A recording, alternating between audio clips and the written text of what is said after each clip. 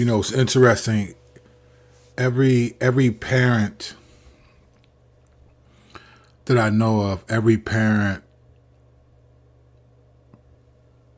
you know, or let me say every good parent, I think, loves their children and and kind of lives a certain life in hopes that your kids don't live that life. So I have been, when I was a kid, I remembered saying this to the Lord. I wasn't a Christian. I didn't even know if God was real, but I remember saying, when I grow up and I'm a dad one day, I'm gonna make sure my kids know I love them and all this stuff, because I grew up in a neighborhood and where love was understood but not expressed. And so you just kind of, there wasn't a lot of affection. It was just like, you're just supposed to know that exists. And so you grow up, and sometimes people get to do what they thought they would do. And sometimes they do the opposite of what happens to them, and they do the same. So I was able to really give my kids that. But I worked hard to make sure that like my kids were what I would call like soft. Like my kids didn't grow up in the streets. They weren't exposed to a lot of things. And they didn't grow up the way I did, like out on the streets, things like that. And my mom was a single mom. She did what she could, but and moved us to the suburbs at some point. But the heart is still the heart. I didn't grow up in a Christian home, and so I just I was able to make sure my kids had a certain life, and so they know about things through maybe movies, or they've heard different stories of my life. Well, last night, my oldest son, got a taste of how I came up and what I went through, and it was random, and it was crazy, because you think like, oh man, I'm really grateful to the Lord. I've kept my kids from a lot of things, and then this happens.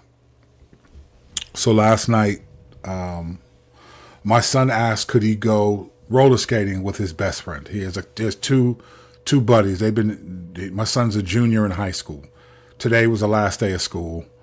This was last night. So I said, yeah. I mean, I'm actually a yes dad more than a no dad.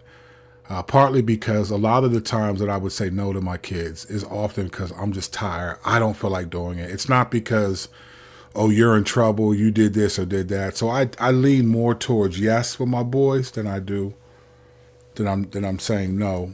Especially if it's like, I'm just tired, I don't feel like giving you a ride, stuff like that. So my son asked, could he go roller skating with his buddy? Sure. His friend drives now. He has a nice, ironically, his friend has like a nice black like BMW. This kid's 17, but you can hear his car coming down the street. It's just kitted up, right? Engine, all that stuff. So I said, yeah. And I always tell my son the same thing: be wise, like be wise. It's like, okay, yeah, And so, so he leaves, and typical. I was just doing a bunch of things. I think I was partly working on the sermon for Sunday and partly just doing things, right? And my son calls me around 10 something last night, and then he tells me that he and his friend were carjacked. And I'm like, what? And he said they were carjacked. And so I'm like, what happened, right? So he explains what happened, and then I'm sitting there like, wow. So I'm like, are you okay? Are you all right? He was like, yeah, they're talking to the police right now. And then his friend's mom was there. They were talking to the police together. So I'm like, all right, do you want me to come? He said, no, I'll be home soon. I'll be there. So after some time, I didn't hear from him. So I called back and said, what's going on? And then, he's like, oh, he's filling out some statement with the police, and the detective got on the phone and said, hey, I'm so sorry. Could you call him back in a minute? And I'll be honest, I was kind of like I'm thinking to myself, like, hey, I'm his dad. Like, I don't care if you're a detective. Like, what's going on? He was like, no, he'll be done in a minute, right? So within about 15 minutes, he comes home, and You know, I just stood up and I just hug him. And I just kiss him on his head a couple times. And then he says, I'm sorry. And I said, what are you sorry for, son? And I didn't know why he said I'm sorry until a few minutes later. And I said, you don't have to apologize. You didn't do anything wrong. So I said, tell me what happened. So he says that this is not far from where we live. Now, we live in Prince George's County, PG County, which is infamous historically with being a very dangerous county. You know, but where we live is just not. We live in the suburbs of, PG County. It's like we live, near Bowie, Glendale, Maryland area. So I said, what happened? So he says him and his buddy were driving around. And he said that a car rear-ended them, hit him in the back. So he gets out of the car. His friend does, the driver. He's in the passenger seat. He gets out of the car. His friend gets out of the car to go see what happened. And all of a sudden, 4 guys jump out of the car. They're dressed in black, face masks. All of them have guns. They put the gun to his friend, right? This is one of his best friend. Put the gun to his friend. His friend screams, drive, drive, drive, drive, go, go, go, go. But my son's in the passenger seat. He says before he could even process what's happening, someone's at the passenger door where he is. Opens the door, and then he points the gun and puts it to his chest.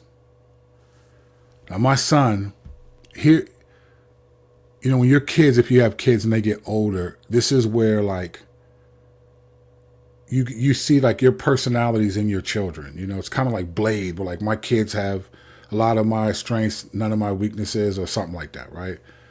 My son, I was surprised to hear him say this, but he was like, Poppy, when he put the gun to my chest, I was just calm. Like I just said, okay, all right. I said, okay. And when his best friend saw them put the gun to him, my son, he just starts crying, right? This is just a crazy moment. Like my son has never been around this. He's sitting there with a gun to his chest, and he doesn't know what's going to happen. Now, in the county that I live in, there's 2 things that have changed from when I was on the streets as a criminal. There was always evil. Evil was always there. We were always evil. I did a lot of evil things. But the kids have gotten more evil to a degree. I think because of the advent of social media, a lot of kids are more inclined to do things because there's more of a draw than when I grew up. I mean, I was popular as a kid in those things. There's more of a draw for the adrenaline rush and the bragging rights of what you've done. And I've heard of countless stories of carjackings where the people were shot or even murdered unnecessarily. I mean, once you pull a gun out on someone, they're usually terrified. So, but I've heard stories of this happening. So now my son, he has a gun to his chest, and these 4 guys, and they're screaming, where are the keys? Where are the keys? His best friend's crying, and my son is just calm. And I'm very, very glad that he was calm in the moment. So the guy has the gun on him, pushes him down. They're looking for the keys. They find the keys, and they drive off. Here's what I'm thinking at first. And this is how, like, being a Christian sometimes is wild. So here's what I'm fighting against. I'm in this weird emotional place as I'm hearing this because I'm from that. I'm from that world of drugs, guns, violence, just dying to prove a point, right? I'm from that. I worked really hard so that my boys never experienced that. So here my son is telling me this. And I'm processing this. One, I know this life, and I realize, whoa, my son came this close to eternity. This close. And I don't know if his calmness was due to the fact that he's grown up in a Christian home. He's made a profession of faith. There are times I think he demonstrates genuine faith, but then there are times he's a teenager. He just doesn't seem like he's tripping. So I don't know. Ultimately, I don't know where he would have gone if the Lord had said, "You meet me tonight. You stand in the presence of eternity." So because I'm from that world, I'm sitting there like thinking about like just the reality of that, and I'm worried in the moment. What's the psychological impact? You know how sometimes, I don't know if you've experienced this, but when you've been in a shootout or whatever it is, sometimes your adrenaline is rushing so much that you just don't even realize. You're in survival mode. That like, I know I've been with dudes. I know dudes that have gotten shot and then have been so fired, like, so hyped that they didn't even realize it until everything calms down, and then the intensity of the pain comes in because the bullet's still lodged in you or whatever it is, right? So even when he came home and I hugged him and I said, "Okay, son, sit down, tell me what happened." I could tell he was high. And I said, if you can't sit down, no. He said, I can't sit down. I can't sit down. So I said, "Okay, just tell me what happened," right? I just wanted to know what happened. I didn't care if he sat down or not. So I was like, man, what's the psychological impact? Because I saw what that world did to myself and other people. But this was an instance. It wasn't his life. And then obviously I was grateful, gratitude. But here's where I felt like, and I thought, man, look at the enemy is trying to do this. I started to think about what would have happened had this kid pulled the trigger, whether it's by accident or not. What would have happened? And I started to get sad and think about, I'm a single dad now. It's me and my 3 boys. They live with me. I started to think about like how his brothers would feel. And I was grateful to the Lord for this, because I started to go down this road. And I felt like, not when I say I feel like the Lord said, I don't mean in an audible voice like my son. But I just sense like, no, don't do that. Don't do that. I felt like, you know what? It would be disrespectful and dishonoring to the sovereignty of God if I start imagining how I would feel if something had happened to him. If I started imagining that, it would be dishonoring, because God actually prevented that from happening. And I realized, wow, the enemy was trying to pull me to like focus on like how sad I would be, how distraught I would be if I lost my son, So I was like, wait a minute, no, I'm not going to do that. I'm not going to dishonor God's sovereignty. He prevented that from happening. He spared my son's life. And it could have happened easily. I've seen this happen before, and some people, didn't have the luxury that I have to say that their son, to hug their children afterwards. So I was like, I'm not going to go there. But then there's this other side of it where the enemy was like, oh, you prayed up. Your kids are prayed up. This is because you prayed that the Lord protects them every day and all that. Almost like this pride, like, yeah, that didn't happen because of your prayer. And I was like, no, I'm not going to be arrogant and act like, oh, I'm the Lord's anointed. I'm a pastor. I'm this and that. I'm a single dad. He wouldn't take my kids from me. It's like, I know people that have died and left their kids behind. Good, godly people, man. So it was so weird how I was like fighting against the sadness of what could have happened. And I was like, no, don't do that. And I thought about, man, how many times have I done that? And I watched other people meditate on what could have happened instead of celebrate what did happen, right? So this is what I'm fighting against. Because I'm from that world. I'm from the streets. I can relate to that world. But then there was a draw to be like, oh, let me focus on what had happened. I was thinking about, I said, no. I said, Lord, I'm not going to dishonor you and disrespect your sovereignty because you spared his life. I'm not going to sit here and meditate on what would have happened if you didn't, because you did. But I'm also not going to arrogantly presume. So that's what I was fighting against. I never thought I would I'd have this battle, because I just didn't think this would happen, to be honest. I protected my kids from that world. I just didn't think this would happen, to be honest.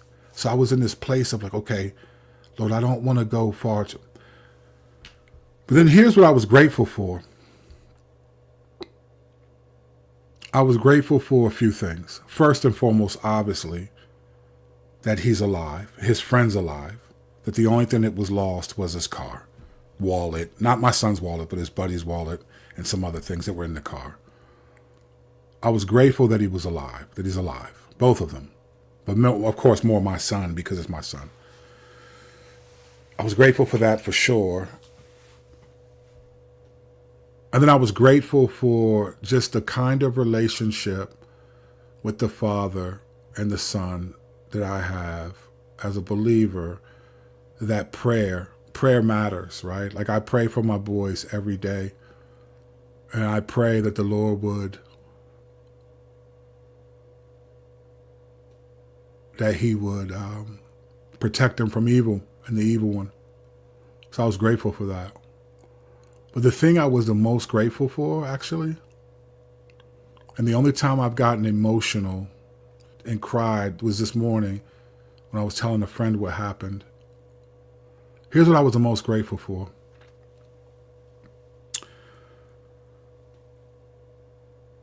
When I was a kid, I said, when I grow up, I want my kids to know I love them. I knew that as a kid because it was just a challenging time for me as a kid. And I may blame my mom, and it was a tough time. I wasn't a good kid, but love was just expressed, but it wasn't understood. Here's what I was grateful for the most, was that had the Lord decided his days on earth were finished, as devastating as that would have been for me, what I was the most grateful for was that my sons, if I were to die now, God forbid, or them, I wouldn't have said, man, I never told them that I loved them. I never told them I was proud of them. I wouldn't have had to say that. And they wouldn't have wondered, was my dad proud of me? Did he love me? Like, I realized that all the years that they've been alive, I got 3 boys, 17, 16, and almost 14, that I made it my point to make sure that they know I love them. I hug them. I kiss them. We have inside jokes. I spend time with them. Like I really was grateful that if I were to die, or if they were, that there wouldn't be this question of if I loved them, if I was proud of them. I was grateful to the Lord that for the years that they've been alive, and even up to these moments, that my kids, like I took seriously, have taken seriously the responsibility to make sure they know, like, I love them and I'm proud of them. Now, I'm not going to get into the whole black dad thing and all of this stuff, but I think that I'm saying this not in a self-righteous way, but I just know a lot of people who don't have that relationship with their parents. In my church, I led a discipleship group of guys, and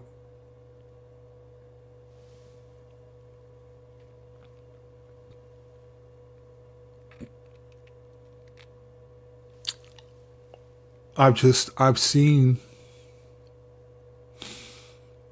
grown men say that they still wish their dad would say, I'm proud of you. I mean, grown men who, some of them have their own families, who are still struggling with feeling like they're proud of their dad or their mom or whatever.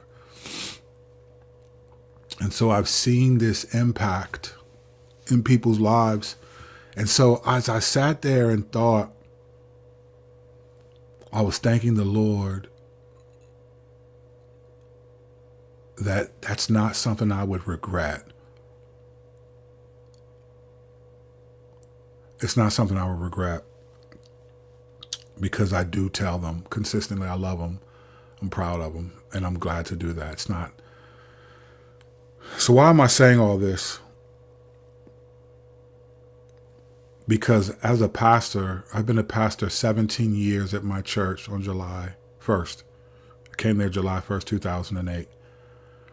And some of the things that I have helped people with, I haven't helped many people with the loss of a child the way my son's life could have been taken last night. But I've helped people with the loss of the emotional love or connection from a parent. And it so shapes the way that you are.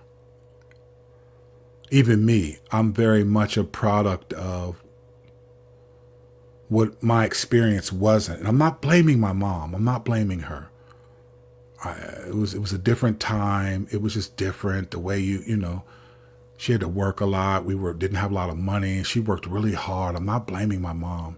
We weren't believers. We didn't know anything. I'm not blaming her. She did a great job for what she had. But the reality is reality, And I've helped so many people have to process their relationship with their parents and just the difficulties. And, I'll be honest, I think, I was talking to a couple the other night. I lead a couple marriage groups in my church, and we were talking about in-laws. And I think some of the challenge with in-laws is not just, it's your parents. It's just not knowing how to relate to mom and dad because you don't have a good relationship with your own mom and dad. Now, I'm not saying it's always the case. Sometimes in-laws can be wildin', right? But I just have realized the importance of the relationship that you have with your children. And so I wanted to make this video to just encourage anyone, no matter how old your kids are or whatever, they're little or not, don't presume on your relationship with your children. And anyone for that matter. I think it's easy to presume on the closest relationships we have. Even though I don't think that me being divorced should have happened. I don't think our marriage was not even close to being difficult. I still take some responsibility. I mean, it wasn't like I was sinless, even though I still think it's stupid that we got a divorce. But I haven't talked about it a lot. One, because it's YouTube, and I don't care to do that. But I also don't want to throw her under the bus. I'm not going to pretend like, I was equally. No, it was stupid. It was dumb. But I wasn't sinless in the marriage. So my relationship with my boys is even more important because I'm a single dad, and I want that. We talk about who they're going to marry and stuff all the time. But I want to just make this video for anyone who has parents or who has children, at least, that don't presume on the relationship. I remember just a couple days ago, maybe last week. So when I go out to eat with my boys, right? We go to like Outback. That's one of our favorite restaurants. And or wherever we go, whether it's Outback, whether it's IHOP, whatever it is, right? We have this rule. Phones down while we eat. Like, you can use your phone up until we order food, but once the food comes, everyone's phone's down. Mine too. I mean, if I get some text or something that's important, maybe, but I don't. Phones down, and we talk. We talk, we laugh, we have fun. I remember watching. I was actually with my colleague. We were eating lunch, and I remembered watching this kid with his dad sitting down together at this restaurant. The kid had headphones on, and the dad was just sitting there on his phone while they ate, and they didn't talk at all. And I just thought to myself, like, wow, I don't know. They don't seem like they're mad at each other. This just might be how it is. Like, I think you just presume on the relationships. Like I think as a parent, sometimes it's hard to remember. You got to be friends with your kids because at some point they grow up and they just, I remember this guy told me a long time ago, if your kids can't trust you to listen to the little things of their lives, they won't want to tell you the big things. And that always stuck with me. So ever since my kids were babies, they'd come up and tell me, I'd be all interested. And so now it's just a pattern for us. But I watched this dad and his son, and I was sad. And I was also grateful that that's not the way my relationship is with my boys. One thing I didn't do was I didn't presume a lot on that relationship. And I was very grateful because you just never know when that relationship is going to end. You never know. I'm not talking about end like you got in an argument and you're not speaking, but you could. I'm talking about when you can't speak anymore. And last night, while I fought against the sadness of what would have happened, I was also overwhelmed by the gratitude that and the conviction to continue to dig deeper and make sure that my sons, I don't presume on them, and make sure they know I love them. And if the Lord allows me to remarry, to make sure that they see that in that relationship.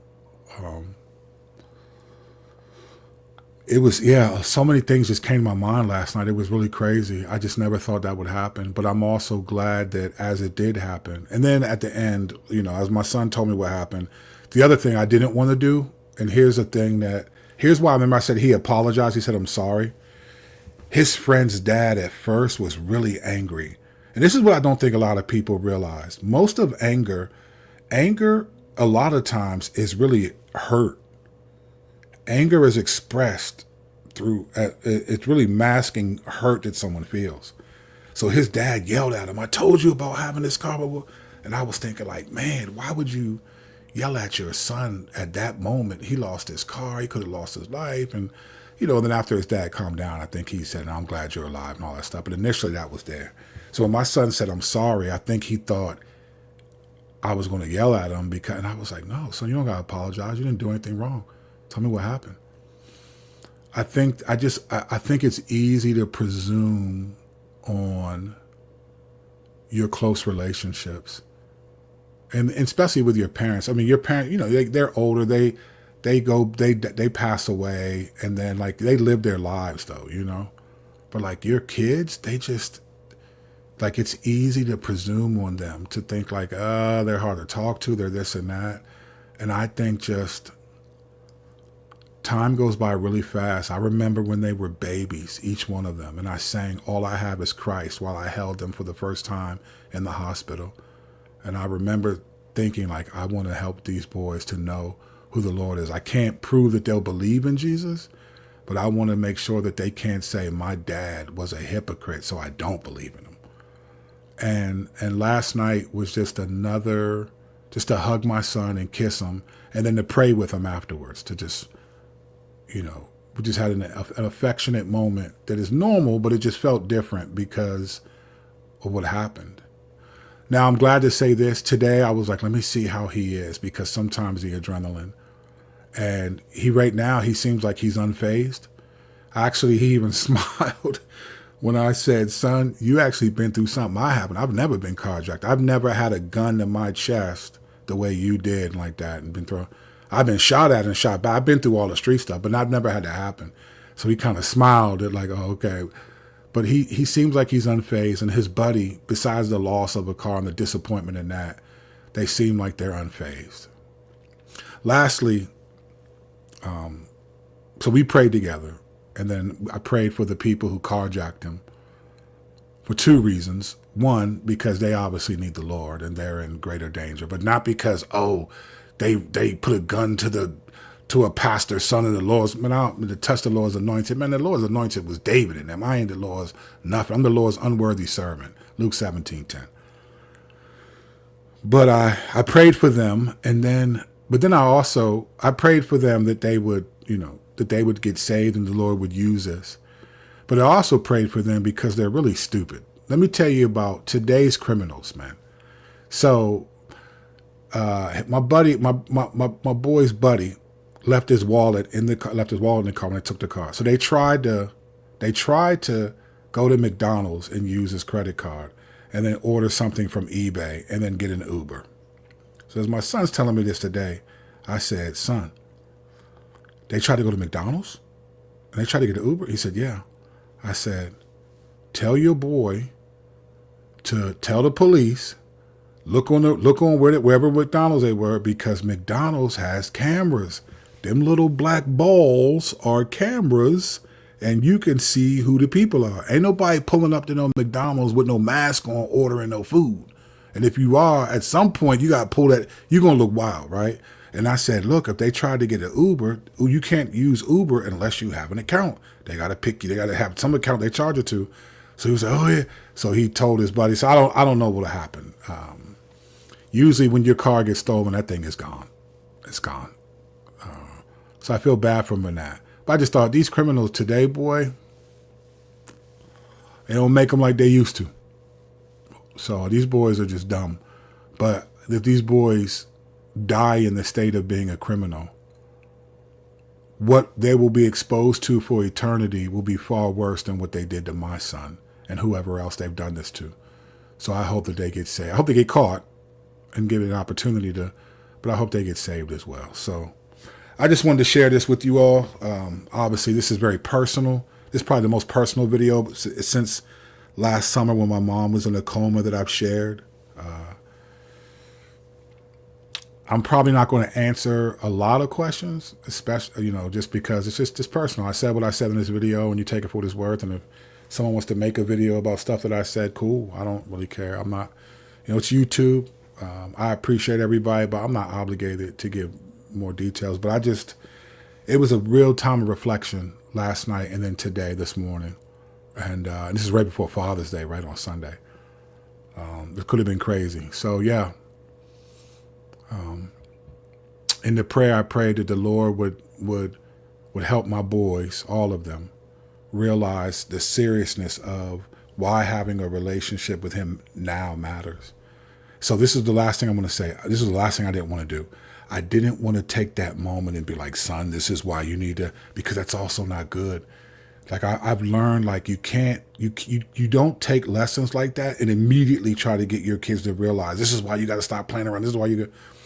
No, it was like, but when I prayed for him, I just said, Lord, please, we're all just 1 second away from eternity and we don't know when, and help us to be ready for that. I said something like that. So I hope that helps my son. So anyway, I appreciate you all watching, and yeah, day 11 of 100. Grace and peace.